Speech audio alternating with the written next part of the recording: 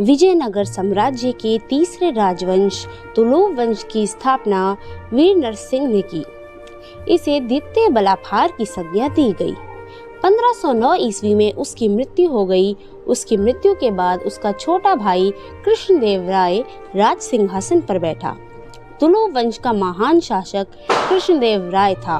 वह 8 अगस्त 1509 ईस्वी को शासक बना। बाबर ने अपनी आत्मकथा बाबरनामा में कृष्णदेव राय को भारत का सर्वाधिक शक्तिशाली शासक बताया है। सालुक तिम्मा कृष्णदेव राय का योग्य मंत्री एवं सेनापति था। कृष्णदेव राय के शासनकाल में पुर्तगाली यात्री डोमिंगोस पायस विजयनगर आया था। विजयनगर का प्रथम शासक कृष्णदेव राय था, जिसने पुर्तगालियों के साथ संधि की।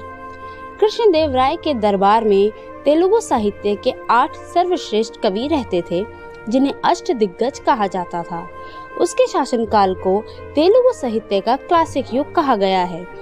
कृष्णदेव राय ने तेलुगु में अमुक्तमाल्याद एवं संस्कृत में जाम्बवती कल्याणम की रचना की। नागलपुर नामक नए नगर, विजय भवन हजारा एवं विट्ठल स्वामी मंदिर का निर्माण कृष्णदेव राय ने करवाया था।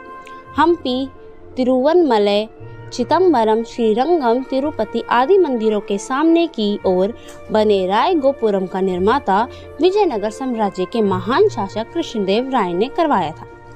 कृष्णदेव की राय की मृत्यु 1529 ईस्वी में हो गई। कृष्णदेव राय की मृत्यु के बाद उसका उत्तराधिकारी अच्युत देव राय बना। नूनेज कुछ इस समय ही दरबार में रहा था। उसने कृष्णदेव राय के जमाता राम राय को शासन में सहभागी बनाया था। तुलुव वंश का अंतिम शासक सदाशिव था। तालीकोटा का युद्ध 23 जनवरी 1565 ईस्वी में हुआ। इसी युद्ध के कारण विजयनगर का पतन हुआ।